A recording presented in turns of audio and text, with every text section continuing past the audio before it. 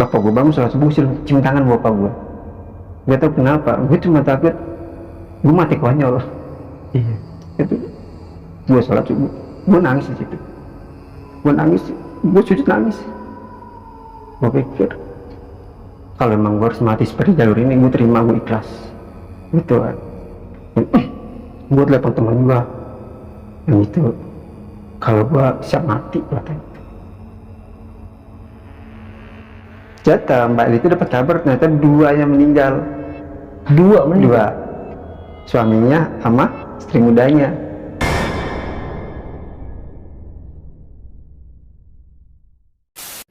Halo Sobat Penatua, balik lagi bareng gue, Refdi. Dan seperti biasa pada video kali ini, gue telah kedatangan seorang narasumber yang akan bercerita tentang pengalaman mistis yang pernah ia alami. Dan narasumber gue kali ini akan bercerita tentang pengalamannya menyembuhkan pasien korban santet. Yang dimana asal muasal sebab kenapa dia bisa disantet karena perebutan harta gonogini. Penasaran sama cerita lengkapnya? Langsung aja kita kenalan sama narasumber di sebelah gue ini. Halo Bang Duai. Halo. Kabar gimana nih Bang? Alhamdulillah sehat walafiat. Sehat Bang ya? Sehat. Channel gimana nih Bang? Masih terus.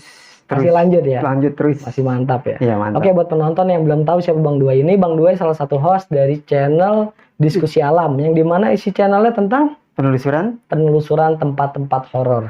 Dan kalian juga wajib nih langsung tontonin video-video terbaru dari Diskusi Alam. Jangan lupa subscribe, like, komen, dan share juga.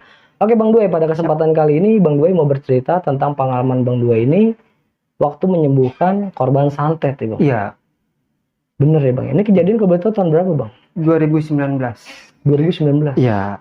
Dan tadi kita sempat diskusi sebentar di depan. Iya. Kalau ini penyebabnya ini kenapa nih orang dikenain santet? Karena perebutan harta gonogini. Iya. Gara-gara harta Bang. Harta. Ya? Oke Bang Duai, ditahan dulu untuk cerita lengkapnya ya. Oke, sebelum kita masuk ke ceritanya, lagi-lagi gue mau mengucapkan banyak-banyak terima kasih buat kalian semua yang telah mensupport kami sampai detik ini. Semoga dilancarkan rezekinya dan dilancarkan juga segala urusan kalian. Dan buat kalian yang baru mengunjungi channel ini, jangan ragu untuk langsung subscribe, like, komen, dan share sebanyak-banyaknya agar kami makin semangat menghadirkan cerita-cerita horor lainnya di tengah kesibukan kalian. Gue rasa cukup, gak usah berlama-lama lagi, langsung aja kita masuk.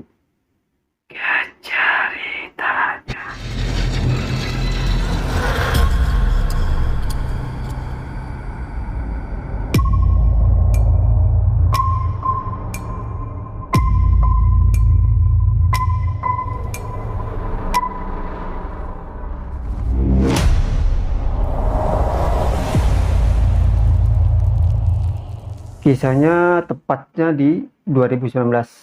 Oke. Gue dikasih bakat oleh Allah SWT untuk menangin orang atau ngobatin orang perkara goib mistik lah gitu. Oke. Santet mungkin Bang ya? Mungkin santet. Iya. Dan itu juga banyak sekali yang gue temuin gitu. Dan kisah ini bener-bener buat gue pengalaman luar biasa buat gue. Yang tadinya nggak biasa, pengalaman ini membuat gue luar biasa gitu kan. Jadi apapun yang terjadi di hidup gue yang dulu nggak pernah gue rasain terjadi di masalah ini, Di kasus ini. nah gitu kan. Jadi buat gue itu yang mendewasakan kita semua. Iya. Karena semua perkara kasus ini bilang, gue pikir santet itu apa sih? Santet itu kan bilang katanya mitos lah, inilah gitu kan. Sampai sekarang itu santet itu masih ada dan terbukti dan tetap eksis. Iya. Gitu lah kan. Apapun bentuknya santet tetap bisa dilakukan dengan cara apapun, yang dengan cara media yang digunakan gitu kan. Foto gitu Bang ya? Foto, terus rambut dengan Iya. selai kain pun masih bisa, ludah pun masih bisa dipergunakan seperti itu. Nah, kasus yang ini gue sampaikan ini masalah harta. Iya, harta yang diperebutkan oleh istri muda.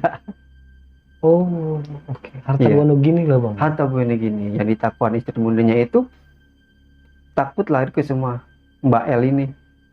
Mbak L ini mantan istri? Mantan istri. Oke. Gitu loh.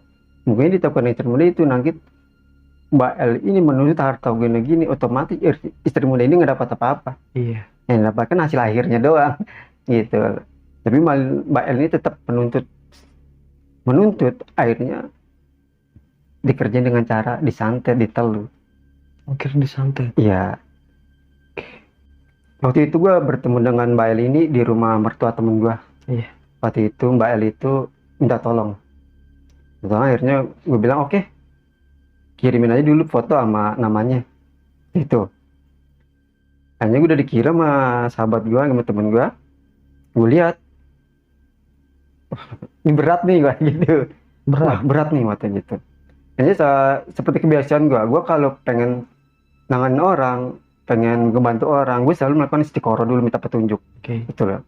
Akhirnya gue lakuin itu malam, gue gak ada petunjuk, nggak ada petunjuk sama sekali. Akhirnya gue bilang, wah berat nih udah nih, akhirnya gitu. Akhirnya gue bilang sama temen gue, sob, bilang sama tolong sama Mbak El ini, gue nggak sanggup, cari jalan lain aja dah, kayak gitu.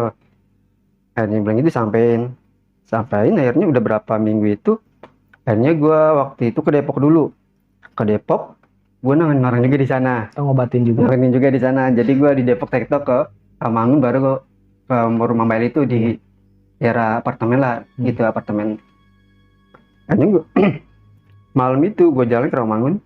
Awalnya itu sebelumnya itu ya emang ibu mertua temen curhat masalah Mbak El ini, masalah harta gono gini lah, masa dibuat seperti sakit, bilang gitu, diberobatin kemana-mana nggak ada hasil, gitu. Akhirnya ya minta tolong juga, akhirnya gitu. Akhirnya wah berarti gue dalam satu malam nih ada kesini nanganin orang dua, bilang gitu. Ini bilang iya dah. Emang gue awalnya itu nggak sanggup, gue dateng ke Depok ke Rawamangun, terus biasa kalau dateng itu gue santai dulu sama temen, ngerokok dulu, istri temen keluar, Bi ada Mbak El di dalam. Satu temen juga gak enak sama kita, waktu itu dia bilang nggak sanggup gitu. Satu temen juga gak enak juga gitu kan namanya. Dia bilang oh yaudah nggak apa-apa, bilang gitu. Udah rapi rokok, masuk, gue langsung ketemu dengan Mbak El-nya itu.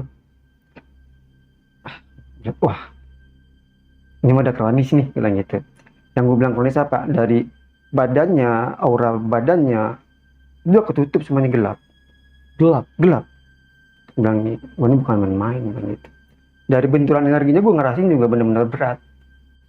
Tapi setelah saya ngelihat keadaan Mbak El ini, rasa iba mungkin. Iba itu udah gua hajar aja deh, wah gitu, risiko mah terakhir deh, yang penting orang dulu deh, penting selamat. Dan gue bilang, Mbak El, saya mau nanganin Mbak El satu syarat, bang gitu. Mbak El harus yakinin dulu diri sendiri, karena seperti kebiasaan saya, kalau misalnya saya nggak sanggup terus cari aja yang lain. Seperti kalau orang berobat itu seperti mur ketemu baut, cocok-cocokan. Oh iya mas, katanya. Gue tanya lagi, Mbak El pernah ditangani siapa aja, pernah berobat kemana saja, bilang gitu. Oh ini nggak ada hasil juga mas, kini juga nggak ada hasil juga, kata gitu. Dia udah pernah ke dokter apa kemana gitu, pernah, kata gitu. Tapi ya anak saya itu nggak menghasilkan apapun, cuman dikasih obat kayak peredam sakit, aja, kata gitu. Tapi sebab penyakitnya nggak ketahuan gitu. Ini sampai dia itu minum itu sampai bosan sendiri. Karena rasa sakit itu kata dia kalau udah datang itu luar biasa, kayak kepala itu kayak ditusuk itu, badan belakangnya itu kayak dicakar.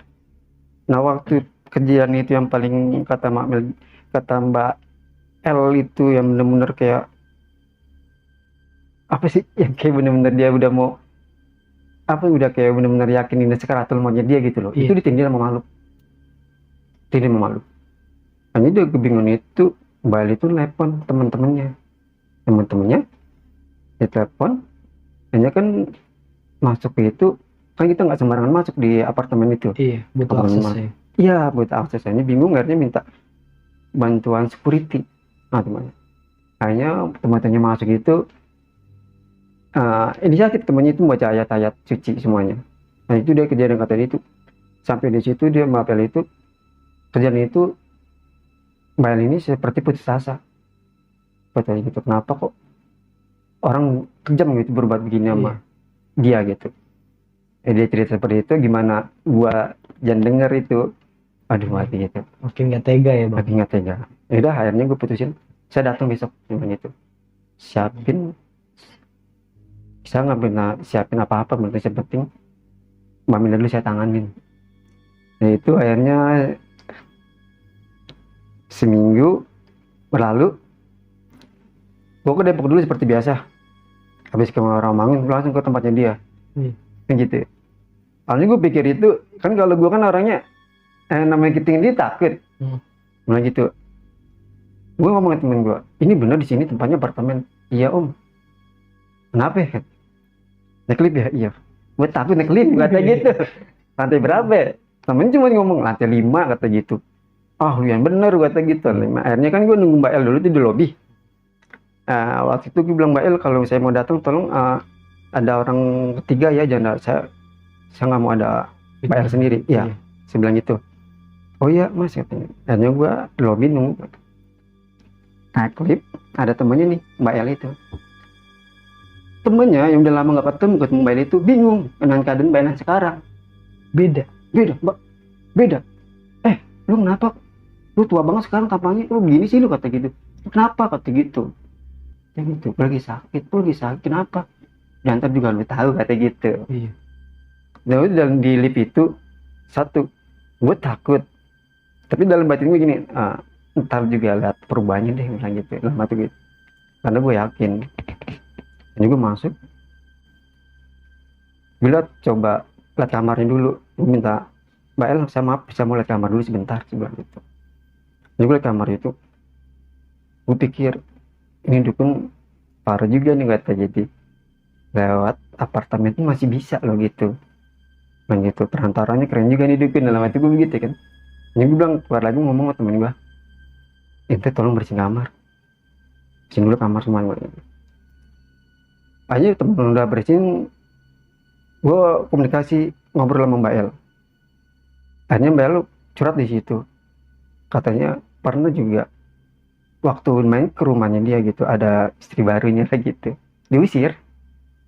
Siapanya? Mbak L-nya. Oh Mbak El diusir. Padahal mau ketemu anaknya. Iya. Karena mungkin dia takut Mbak L itu mau menguasain hartanya. Iya. Nah itu udah. Hanya waktu itu gua coba pakai media air. Itu media air. Baca gitu. Ini gue suruh minum, terus suruh gua basuh mukanya gitu kan, biar maksudnya aura-aura yang negatif itu hilang. Gitu kan. Nah, itu nggak lama setelah itu temannya ngomong, ini berisi ya nih kata gitu, ini berisi nggak kayak tadi katanya gitu. Langsung berubah lagi. Langsung berubah. Walau alam kalau suap. Sudah akhirnya gua pakai itu. Ya udah ambil sarung tangan. Kalau gua kan gini, gua nggak mau megang seseorang wanita tanpa sarung tangan, gua nggak mau. Iya. Nggak mau. Akhirnya gua pegang tangan. Gua coba tarik sesuatu gitu. Gua tarik sesuatu. Itu gue berhenti. Itu gue nyender di tembok. Iya. Gue nyender tembok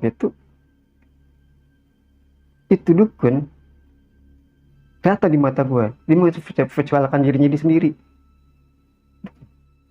Gue diam duduk, dia ngeliatin, dia bilang, jangan ikut campur urusan saya, ini bukan urusan kamu, ini pekerjaan saya. Itu dalam hati gue, ya yang begini udah biasa bahasanya. Iya. Udah biasa. Nah anjing bilang, saya nggak ikut campur, bilang gitu. Kalau emang itu pekerjaan Anda, silakan kerjakan kerjaan Anda sendiri gitu. Saya di sini cuma pengen nolong, itu kerjaan saya juga, gitu. Dia ngancem, kalau Anda terusin urusan sama saya katanya. Waktu itu gue cuma bilang silakan gitu, silakan bilang gitu. Saya nggak juga mau bermacam-macam dengan Anda juga, bilang gitu. Kalau Anda baik, saya juga lebih baik, sebenarnya gitu. Iya. Saya pegang, gue pegang itu, dia coba ngalangin. Wah, gitu. Saya bilang temen gue, ente coba fokus gitu, jagain Ani dari belakang.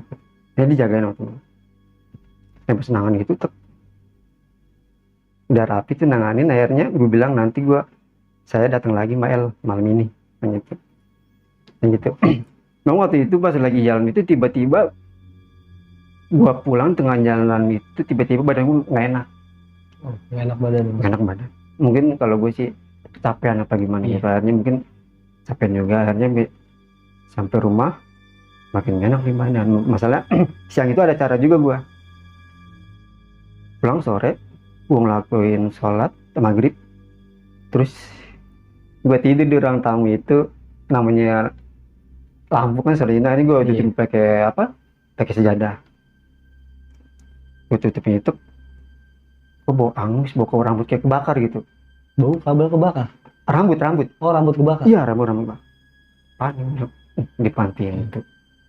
Jadi gue bilang masuk ke sini kalau lu bisa gitu.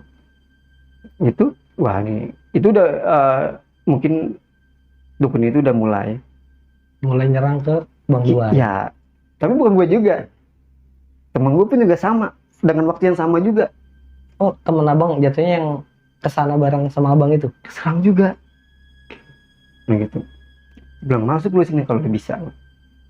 Hanya gitu, gue nggak tahu siapa lah itu ya yang ngalangin dia supaya nggak masuk, di perjalanan nggak lama itu temen WA, oh enggak sama bilang gitu. Tapi kalau temen gue itu jamprokin di depan pintu kamarnya, jamprokin pluk, sosok makhluk hitam gede gitu kan, kayak King Kong lah gitu kan dia gitu, tapi langsung ke atas pluk gitu, terbang ke atas. Nggak lama gitu, ya udah gue bilang gitu. Hanya besok itu gue SMS ke temen, WA ke temen gitu kan, gimana itu mau terusin apa enggak gitu. Ya udah terusin dong kata gitu, siap risikonya, siap udah kata gitu ya kan. Maksudnya gini ya kan, kalau dibilang begitu gue bukannya tambah malas tapi tambah semangat, bilangnya oh ya bang, karena satu-satunya yang bikin gue semangat itu ya motivasi dari seorang temen. Iya. Gitu, hanya itu langsung waktu itu gue malas langsung jalan itu, ke jalan itu gue waktu itu gue di jalan itu gue udah dimulai diancam juga Dari dukun itu. si dukun itu. Ya supaya gue nggak datang ke tempat Mbak L itu. Kayak dihalang-halangin lah. Dan itu gue dihajar dari belakang. Kalau gue pikiran gue, kalau misalnya kalau kena gue oke, gue terima. Yang gue pikirin itu gue takut kena temen gue megang motor. Yang bawa motor. Iya. Begitu. Itu di belakang itu sumpah panas banget ya. Itu sumpah panas banget. Ya itu pas gue lagi bawa motor itu gue kayak kehajar gitu tuh. Jadi gue dorong temen gitu saking kencengnya itu. Iya. Kenapa biasa. Ya, terusin gitu. Hanya gue bukan maksud gue sama apa, minta kabur. Hanya gue di jalan di atas motor gue bertanya tangan. Nih tembak sekali lagi kalau bisa. Tantangin ya. Gue tantangin, malah gue tantangin gitu. Dan gitu. Jadi gue terus langsung gitu dalam. Pas gue sampai ke tempat Mbak El itu cerita, Mas, aku dimimpiin sama orang gitu. Mungkin orang ini kayak diancam katanya. Diancam. Ya, kenapa gue bilang gitu? Nggak tahu katanya. Nah, gue ambil kesimpulan. Kenapa Mbak El ini diancam? Gitu, supaya Mbak El itu ngejauh dari gue. Kalau semakin gue kasih itu, Mbak El ini semakin dihajar habis. Oh, dipres mentalnya supaya nggak ngelanjutin perobatannya. Iya, itu kayak gitu. Bisa gue bilang, kalau Mbak El takut dengan ancam itu silakan, bilang gitu. Tapi tadi saya di jalan juga diancam, saya bilang gitu. Hanya, ya udah gitu. Hanya gue terusin. Itu gue ada 6 bulan gue 6 bulan itu. 6 bulan bentrok dengan dukun itulah. Sampai pun di bulan puasa itu pun gue dihajar. Masih bulan puasa pun dihajar gue. Itu gue puasa berapa hari itu gue pikir aman dah gitu ya kan. Iya. Gue pulang ke rumah pengen ganti baju Mas Sarung, itu ada makhluk 3 di depan rumah gue. Makhluk? Iya. Apa tuh? Dia semacam kayak, gue lihat sih siluman semuanya. Siluman semuanya. Ada badannya krempeng lah, ada badannya bogel lah, dan kepalanya gede gitu kan. Gitu. Wah. Ya gue masuk. Dia macam-macam di sini kata gitu. lo ikut gua kata gitu, ikut gua katanya. Gue kan masuk, dia ngikutin itu, ikutin gue masuk ke musola, dia tuh muter-muter aja di musola, Oh, dia nggak ngikut masuk. nggak ikut masuk. Gue tetap gue kayak gitu. Setengah tiga, jam 3 itu gue keluar gitu, gue liat udah nggak ada nih kata gitu. Gue keluar itu gue pikir udah aman, gue keluar.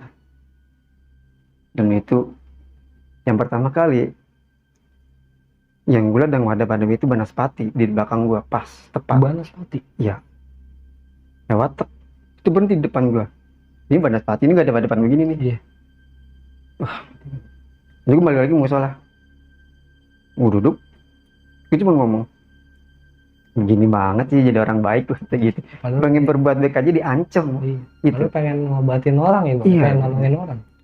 Akhirnya udah gue keluar aja deh kata gitu. Gue kan udah nggak ada, akhirnya gue lagi terus gue masuk ke rumah, bapak gue ngomong, tadi ngetok-ngetok nggak pulang, enggak gitu. Nggak beres nih katanya gitu. Iya. Nggak beres gitu. Nah gue minta solusi sama temen gue ini, gimana ini dukun pengen gue ajar balik apa enggak kata gitu kan.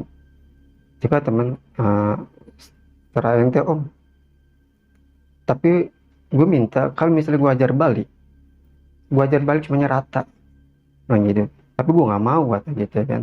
Tapi kalau misalnya ini dukun, maksud gue lu pengen hajar gue aja, jangan orang lain yang di rumah gue. Iya. Itu loh kata gitu. Yaudah om kata gitu, rumah hajar aja om kata gitu.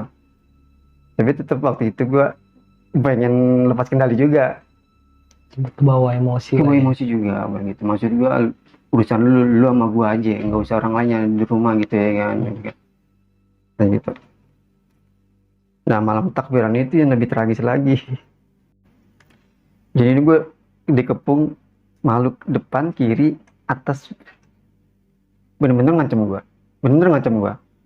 Gue pikir lu pada mau ngapain kata gitu kan. Lu pada mau ngapain kata gitu. Kalau lu bikin mati gue sekarang, ayo gue tantang lu semuanya kata gitu kan.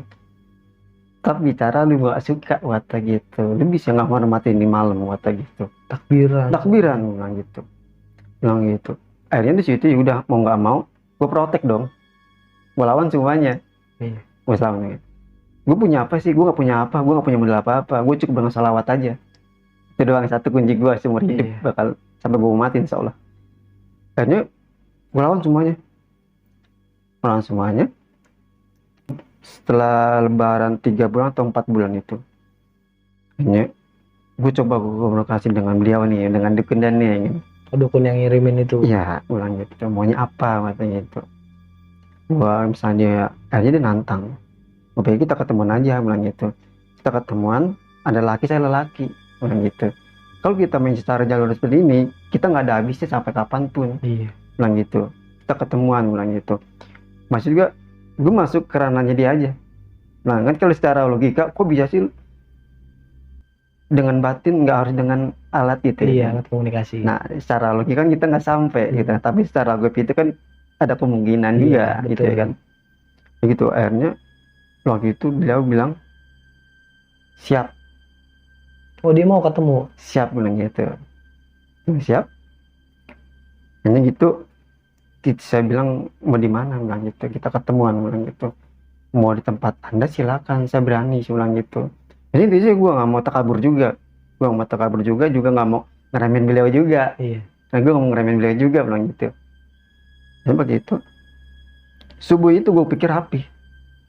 Gue pikir kalau misalnya kita ketemuan, besok janji ketemuan, gue pikir rapi, tapi enggak.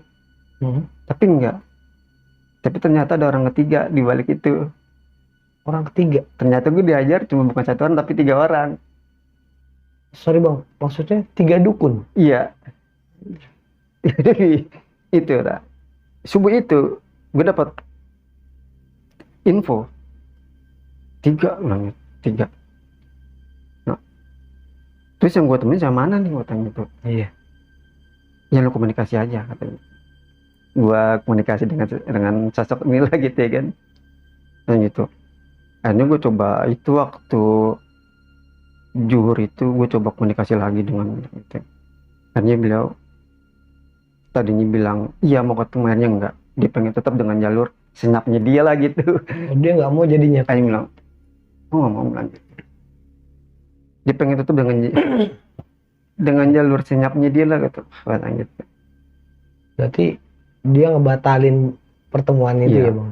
Iya, padahal sebenarnya kalau kita, maksudnya gini loh, kalau kita ketemu itu, gue juga nggak mau bentrok dengan secara langsung, gitu kan.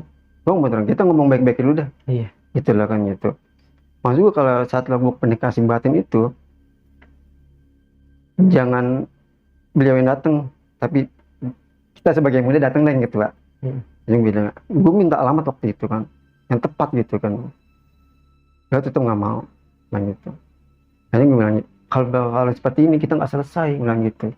Hanya dia bilang, kamu takut, bilang gitu. Hanya gue bilang gitu, bukannya takut, Anda bertiga. Oh, udah ngomong kalau dia bertiga. Gue ngomong ke dia gitu, Iya. Anda bertiga, bilang gitu. Gitu. Apa Anda nggak sanggup, bilang gitu ya kan? Melawan satu orang. Satu orang nggak sanggup, bilang gitu. Hanya dia bilang, kalau saya sendiri bisa matiin kamu, kayak gitu ya kan? Bilang gitu. Ternyata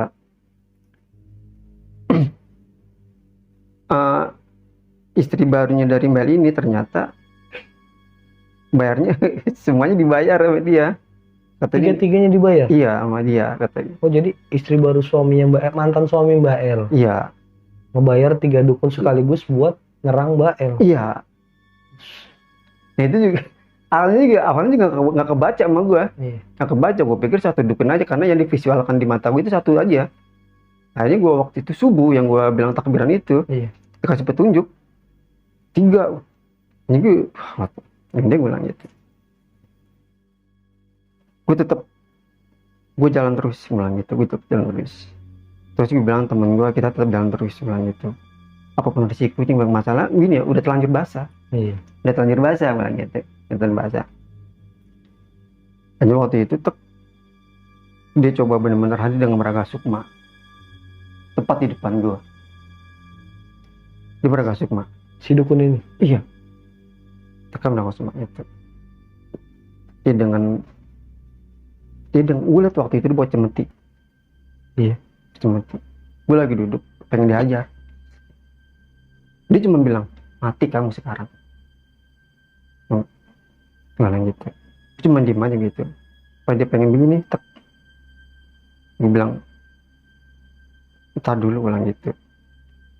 Kalau saya mati, Anda juga mati, bilang gitu kan. Anda bukan siapa-siapa bikin mati orang, Anda sama kayak saya, bilang gitu. Hanya itu pas gue lagi ada pada nama itu ada nyerang lagi. Ada nyerang lagi? Itu gue sampai keringet dingin di situ. Berarti lu dihajar sama 2? 3. Tiga-tiganya Iya. langsung nyerang tuh berarti? 3 suruh nyerang. Dia mereka cuma itu buat ngalihin, supaya gue lu fokus ke yang satu. Iya. Lu diserang sama yang iya. Itu gue panas dingin dan gue situ astagfirullahaladzim. Gue nangis di situ. Gue nangis bilang gitu, emang gue berdosa apa ini karma gue nolongin orang. Gue nangis di situ atau gitu. Begitu gue nangis di situ. Gue nggak tahu pertolongan dari mana datang. Gue nangis di situ. Sudut pergi sih begitu, pergi tuh. Gue waktu itu saya nangis. Bapak gue bangun sholat subuh, cium tangan bapak gue. Gue tau kenapa, gue cuma takut gue mati konyol. Iya. Itu gue sholat subuh, gue nangis di situ. Gue sujud nangis. Gue pikir kalau emang gue harus mati seperti jalur ini, gue terima, gue ikhlas gitu. Gue telepon temen gue yang itu, kalau gue siap mati, katanya. Gue dihajar 3 orang pun gue siap mati, katanya gitu. Temu juga apa ngomongin gitu, gimana kalau kita hajar balik? Gue cuma minta kalau gue hajar balik, gue ratain semuanya sama tanah, gitu. Jadi kalau misalnya sebelum dibikin gue mati, gue bisa bikin dia mati duluan. Tapi gue nggak mau buat begitu itu, kata gitu kan. Gue nggak mau jolim dibar dengan jolim, kata gitu. Iya. Ya temen gue juga bingung juga gitu. Ya udah, kita jalan terus hidup, kata gitu. Hanya gue kejadian ini gue cerita ke Mbak El, yang betul Mbak El. Dan Mbak El juga gue cerita seperti itu juga. Mbak El cuma bilang kalau Mas udah nggak bisa nangani satu, nggak sanggup, Mas silakan, yang gitu. Oh, Jadi dia juga udah mulai pasrah ya. udah mulai pasrah. Gue tegasin Mbak El bilang gitu, saya udah terlalu jauh, kalau saya hentiin bilang gitu, saya yang kalah, Iya. bilang gitu. Kalau saya kalah, Mbak El makin parah, gitu Mas. Ya, saya itu dalam hati saya bilang sampai kapanpun, bilang gitu, sampai kapanpun. Ini gue bilang ngomong, kalau misalnya Mbak El sembuh, satu, ada meninggal antara mereka berdua. Oh, jadi kayak tumbal gagal ya bang. Apa ya? Maksudnya lebih ke tukar kepala mungkin ya. Iya, gue bilang, oh begitu Mas ya. Jadi gini loh, dukun itu nggak mau risiko juga, Iya. gitu kan. Jadi kalau daripada dukun itu mati, mendingan yang bayar itu yang kalian mati. Mendingan yang nyuruh. Iya, Iya. itu dia bang gitu. Ini begitu. Begitu Mas, emang begitu bang gitu kan. Gitu. Kalau Mbak El sembuh, salah satu ada yang meninggal. Gitu. Ini gue jelasin bilang gitu. Kalau misalnya dukun seperti itu, dia nggak mau nanggung risiko juga. Dukun itu pasti salah satu yang menyewa dia gitu, harus jadi korban juga, harus jadi tumbal Iya, juga. jadi tumbal. Iya. Karena targetnya nggak kena, Iya. jadi yang ngebayar yang Iya. dikenain. Iya. Dan gue tetap waktu itu tetap dia diserang terus. Jadi kalau diserang itu mungkin kagak ada jedahnya dah. Intens tuh bang, terus menerus. Terus nggak jedahnya. Gitu kan. Kita lagi sholat aja, kita ditungguin buat nyari peluang. Iya. Nyari peluang gitu kan. Waktu itu gue sore itu kecolongan. Hampir kecolongan. Soalnya itu mungkin gue capek.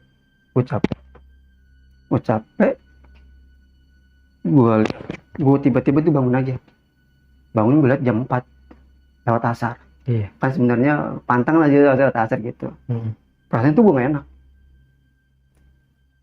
Gue tidur itu, gue pegang kepala. Apaan? Itu paku, bengkok begini. Di kepala bang? Iya. Astagfirullahaladzim. Ya, sholat dulu nih. Sholat asar. Nepotin ke temen. Tak, nih. Pan, ada di kepala. Begitu amat sebegitu. Gitu amat Tom katanya. Nggak apa-apa udah bilang gitu kan. Itu cuma ini nggak seberapa. Bilang gitu aja gitu. Nggak seberapa. Udah tenang aja bilang gitu. Satu. Temen itu khawatir. Iya. Khawatir gitu kan. Karena bagaimanapun masalahnya temen ini juga tanggung jawab juga gitu kan. Masalah malah perantara temen gitu ya kan. Iya. Bilang ini ente tenang aja udah bilang gitu. Bukan urusan ini urusan aneh bilang gitu. Yang gitu. Dia waktu itu bilang tapi kalau namanya begitu udah kacau om kata gitu.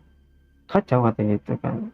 Untung nggak tembus bilang gitu. Kalau tembus nggak tahu ada gitu. Iya. Itu bola itu paku bengkok. Itu berkarat tepat di kepala gitu. Bangun apaan ya? Ini sholat itu foto gitu ini gitu. Ini gitu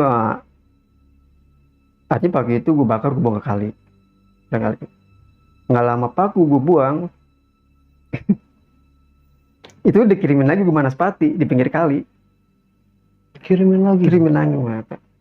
Gue pikir gue pikir itu Banaspati itu buat kiriman orang lain gitu, bukan ke gue gitu kan. Cuma lewat doang. Masa gue waktu itu gue di Ubang di pinggiran Kali Angke. Gitu gue pikir kan Kali Angke kan dengan sejarahnya kan kuat juga itu ya kan masalah gitunya. Begitu gue pikir lewat. Akhirnya dia muter. Saya tuh nggak diem tuh. Gue balik ban itu, tek. Itu bener-bener tuh kayak ada yang dorong begitu, tek. Dorong begitu, gue hampir jatuh ke kali. Gitu. Kalau misalnya gue jatuh ke kali, gue dihajar dengan Manaspati. Iya kena. Gitu. Dan gitu nggak beres gue gitu. Itu di dada gue rasanya itu nyesek. Nyesek. nyesek benar. Itu hawanya aja yang kena, hawa makhluk itu yang kena. Bukan, maksudnya nggak nyentuh secara verbal gitu, nggak nyentuh secara Iya. verbal, nggak secara verbal. Itu cuma gitu doang tuh. Itu nyesek. Itu juga dorongnya kuat. Kan badan gue kecil nih, Iya. badan gue kecil gitu. Kalau gue sampai ke jatuh kali, itu Iya. kali itu berapa meter itu? Iya. Ini gue tuh, gue nggak beres. Jadi gue ngerokok tenang gitu kan. Oh tenang, gue nggak tahu ada petunjuk gitu ya kan. Katanya dikit lagi selesai katanya gitu.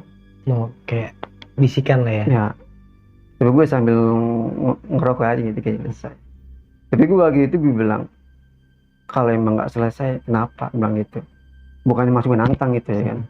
Gue masuk gue nantang, kalau nggak selesai kenapa, bilang. Kalau kenapa, udah telanjur gue nikmatin. Iya. Udah gue telanjur nikmatin, mungkin ini buat catatan hidup gue loh, buat pengalaman gue loh. Iya. Tuh. Bang gue nanti gue ceritain ke orang-orang gimana, apa namanya, dukun itu gimana kinerjanya, gimana cara bermain dukun gitu ya. Dan gitu. Kalau nggak selesai, banyak. Hanya udah, gue pikir akhirnya gue ke Mbak El lagi. Mbak El gimana? Udah meninggal nih, gini kan meninggal. Dikit lagi selesai Mbak, kata gitu. Dikit lagi Mbak selesai, kata gitu.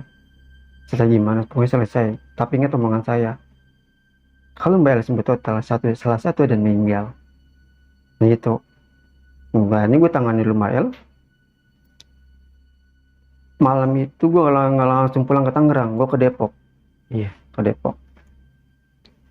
Sampai ke Depok itu 2:30 Pagi. ya, 2:30 pagi. Datang masuk ke rumah. Nah iya, temen cerita itu malam tadi ngetok-ngetok di rumah, kata gitu. Kata gitu, ngetok-ngetok gimana mak, kata gitu. Ngetok-ngetok tadi, kata gitu. Kenapa, kata gitu. Nggak tahu, bilang ketoknya itu kayak orang gedor, kata gitu. Dor dor dor dor dor, dor. Gitu gitu. Cuman itu makhluk itu ngomong gitu, pergi pergi pergi, kata gitu. Si makhluknya. Iya. Karena kenapa, temen gue ini emaknya tinggal di Depok itu sendirian Iya. gitu. Iya. Temen ngomong jangan-jangan dari itu kali, bisa jadi, bilang gitu, bisa jadi mana aku orang sekitar kita, bilang gitu. Ini udah gitu. Akhirnya gue coba subuh itu, coba gue mau lihat komunikasi dengan itu, ternyata ditutup. Oh, jadi nggak bisa komunikasi. Iya. Kenapa? Gue nggak bisa ke dia, kata gitu, ada apa, kata gitu. Akhirnya ada suatu visual wajah beda lagi. Kayak nongol muka gitu. Iya, tapi beda lagi, bukan, maksudnya bukan yang gua, Bukan yang pertama. bukan yang pertama. Sempet, iya. Nah gitu kan gitu. Dia cuma bilang, saya ini cuma orang suruhan, nah gitu. Nah gitu. Saya cuma cari makan, kata gitu. Udah mulai ngerendah ya bang. Nah gitu. Ya, saya bilang gitu. Saya bilang, saya juga nggak mau ikut campur dengan urusan Anda, bilang gitu. Saya cuma jalanin apa saya jalanin, nolong orang, berbuat baik, bilang gitu. Kalau Anda mau cari makan silakan dengan cara Anda sendiri, bilang gitu. Kalau Anda cara seperti ini silakan, kalau Anda itu baik, tapi ada manfaatnya nggak, saya bilang gitu ya kan. Ya udah, di situ gua sama orang ini kayak ya jadi kayak curhat sih. Iya. Gitu. Kalau Anda pengen terus seperti ini, saya siap sampai kapanpun, bilang gitu ya kan. Sampai kapan pun, bilang gitu. Sampai Anda mau bikin saya mati, saya siap, bilang gitu. Karena saya udah lillahi ta'ala, bilang gitu. Dia kaget, cuma bisa ngomong lillahi ta'ala itu, dia kaget tuh. Yang itu dia pergi tuh 3 hari 4 hari itu nggak ada sama sekali, Nggak ada gangguan. nggak ada gangguan lagi. Gue pikir apa dia ngasih jeda apa gimana, bilang gitu ya kan. Tapi gue tetap harus waspada, tetap hati-hati, tetap kepekaan gitu harus benar-benar tinggi juga, ngerinya kecolongan. Pokoknya kan gitu, dia ngasih jeda. Gue pikir Aman. atau dikirim. Nah itu dia, gue ngasih jeda. Nah gitu, gue waspada. Gue pikir, akhirnya gue pikir gue udah 3 hari 4 hari ini aman. Ternyata temen gue yang dihajar. Oh, teman bang dua ya? Iya. Mana, Om, Ani sakit, Om. Kenapa? Dan nyesek, gak ditusuk. Cuma gitu. astagfirullahaladzim. Dan gitu, panik ke rumah, bilang gitu, tunggu. Tuh, akhirnya ke Depok itu, diantar sama teman. Kenapa ya? Sakit. Wah nggak beres, bilang gitu. Pegang, tek. Pegang itu, tek. Dipegang itu bukan semakin ini, itu semakin ketarik gua. Itu kayaknya turun semuanya. Wah, ini apaan? Ini apaan? Bilang gitu. Itu istighfar. Gitu. Hanya keluar, gua ambil wudhu, gua coba sholat dulu. Gitu. Pegang sama juga, seperti lagi juga. Sama lagi kayak gitu lagi. Apaan sih? Bilang gitu. Bilang gitu. Manik keluar, bilang gitu. Tolong itu sih ini, kata gitu, ini gitu. Bilang gitu. Bilang gitu. Maknya itu udah nangis. Ya, kayaknya udah misalnya gini. Akhirnya gue bilang, jangan lu yang mati, mending gue yang mati, kata gitu ya kan. Akhirnya gue nggak mau, ya harus gue kerahin semuanya. Padahal gue angkat, tek. Itu hampir 2 jam itu nahan. Sistem tapi panas. Iya. Gue pegang terus, gue bikin. Gue pun ngerasain efeknya juga. Sampai, efeknya kalau juga tuh? Iya, sampai ini benar-benar kayak setrum, kayak panas. Cuman di sini tuh kayak bunyi itu kayak gitu ya kan. Gitu. Seminggu itu gue bersihin temen gue. Akhirnya gue setelah itu 4 hari itu gue ketemu Mbak L. Memang gimana keadaannya? Mbak L bilang ngomong aman. Udah nggak ngerasain ini itu kata gitu. Akhirnya gue di situ apa sih mau pamit tapi nggak tega gitu. Iya. Gitu. Tapi gue bilang akhirnya gue pamit ngomong tapi tetap apapun nanti yang terjadi, kalau ada apa-apa Mbak El ini tetap masih kepantau gitu. Masih kepantau apa yang nanti Mbak El rasain, ya mungkin nanti kesampaian juga ke saya bilang gitu. Walaupun nanti sekarang aman, kita tetap waspada juga bilang gitu. Hanya selang berapa bulan itu Mbak El ini dapat kabar. Iya. Ternyata apa yang gue omongin itu kan waktu itu bilang salah satu itu harus ada meninggal. Iya, ya kan. Ternyata Mbak El itu dapat kabar ternyata 2 yang meninggal. 2 meninggal? 2. Suaminya sama istri mudanya. Oh, jadi mantan suaminya Mbak El sama istri mudanya meninggal? Meninggal. Gitu. Gue kaget. Gue kaget. Gue dua meninggal kata gitu. Iya. Tadi bilang kalau misalnya ya, kalau emang seperti itu ya udah kita mau gimana lagi ya kan. Iya. Mungkin kalau dibilang ya karma sih nggak karma juga. Iya, karena memang dengan apa yang diperbuat ya. Iya, kan sebab resikonya. Iya, betul. Resiko. Nah udah. Hanya waktu itu Mbak El itu ngomong dua-duanya meninggal mas. Hanya gue jelasin kayak tadi tuh ya kan, terus masih sebab akibat itu kan. Apa yang melakukan ya itu ganjarannya. Iya. Karena dukun ini juga pengen bersih tangannya. Iya betul. Pengen bersih loh nggak gitu. Mau jadi korban. Nggak mau jadi korban udah gitu. Karena daripada dukun itu harus mati ya harus ngorbanin itu. Karena yang dalam pengetahuan gue seperti itu, dukun harus bersih juga. Nggak mau daripada gue mati, orang lain yang mati yang nyewa gue gitu kan. Seperti itu. Oke, jadi pada akhirnya si tuannya ini ya bang ya, si yang nyuruh si dukun untuk melakukan pengiriman santet itu kena akibatnya sendiri ya. Kena akibatnya. Dan ditambah suaminya juga ngikut kena ya. Ikut juga kena. Jadi yang tadinya harusnya cuman menurut bang ini cuman satu doang. Iya. Jadi dua-duanya kena meninggal. Itu juga nggak nyangka sih kita juga. Iya. Kita nggak nyangka. Mungkin memang ada ya tanpa disadari mungkin ada sangkut pautnya juga kali bang ya sama suaminya ya.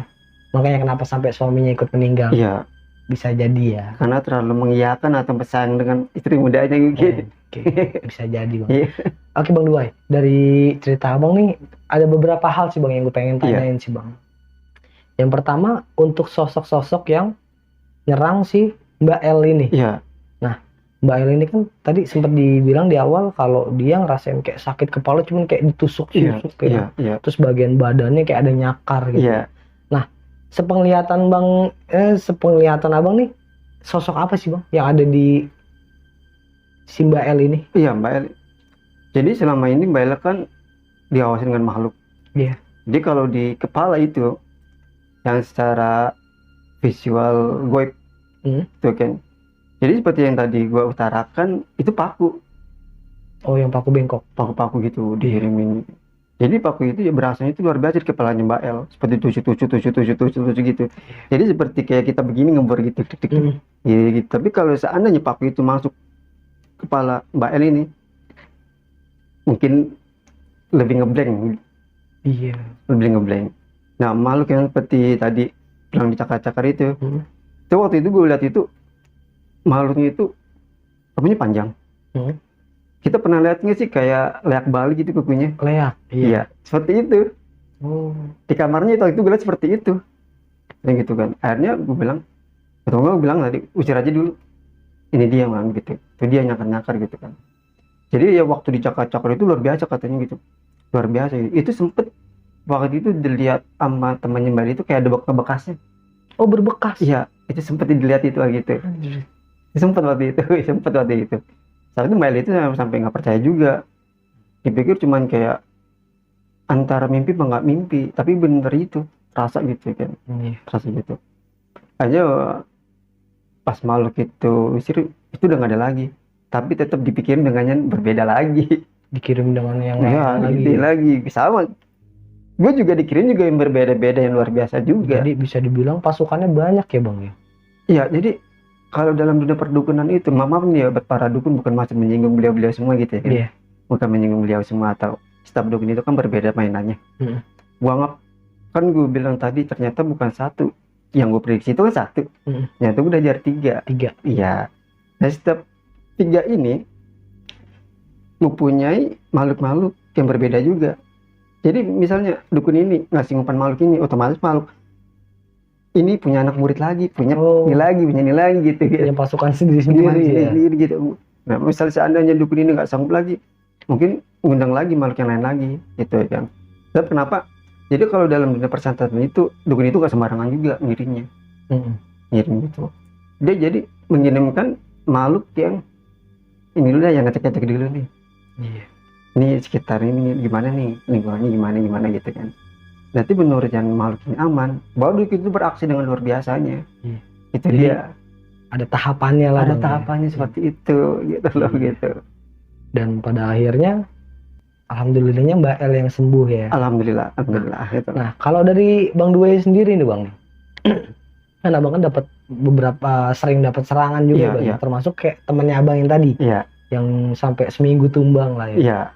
Nah, itu nyampe ke keluarga juga nggak sih Bang? Maksudnya kayak di luar dari Bang Due sendiri sama temannya Bang Due sendiri itu, atau ibunya atau bapaknya atau anaknya kena gitu? Kalau ibunya waktu itu sebelum gue datang ke Depok itu gedor-gedor pintunya. Oh, digedor-gedor. Berarti kayak gangguan doang. Doang, nggak sampai fisik. Iya, nggak sampai verbal begitu juga gitu. Kalau di keluarga gue sendiri, ya sempet bilang kan kotak-kotak juga. Kotak-kotak juga gitu. Kata itu sih pengakuan bapak gue gitu di rumah kita. Bilang nggak, akhirnya ya udah. Hanya gue komunikasi dengan itu, jangan ganggu orang sekitar gue. Bilang gitu ya. Kalau mau targetin gue aja lah secara pribadi aja udah bilang gitu.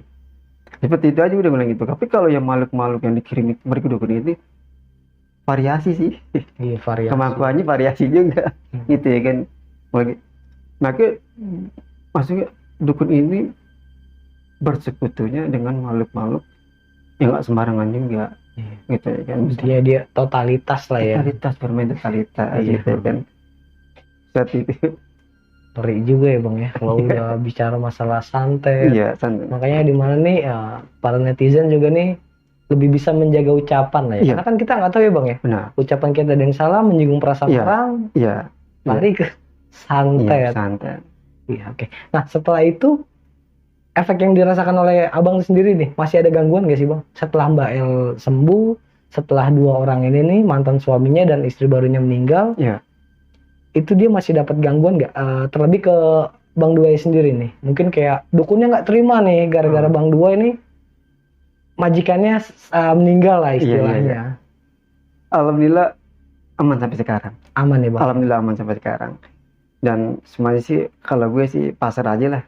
Pasar. Alhamdulillah aja tapi pasar, tapi kan alhamdulillah juga sih, tapi kalau gue sih yang bekerja bukan gua sih sebenarnya gitu kan, tapi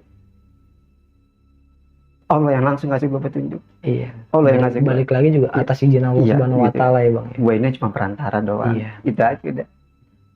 Oke Bang Duai, ada pesan-pesan nggak Bang buat netizen di rumah sana Bang? Buat teman-teman seperti yang tadi dikatakan, perilaku itu penting, ada penting. Iya. Gitu kan. Sebaik-baiknya omong itu jangan menyinggung perasaan orang. Gitu kan. Apa yang kita perbuat, akibatnya yang kita dapat. Iya. Pokoknya sebab akibat pasti ada ya. Ada. Nah, ada tips nggak sini Bang dari Bang Duai sendiri nih supaya kan kita nggak ada yang tahu ya Bang ya, ucapan kita menyinggung atau gimana segala macam. Tips dari Bang Duai buat kita mencegah diri kita nih dari hal-hal seperti itu, kayak semacam agar kita nggak terkena sihir, agar kita nggak terkena santet, seperti apa Bang? Yang kalau bisa pribadi gitu ya kan, saya pribadi aja gitu ya kan. Iya.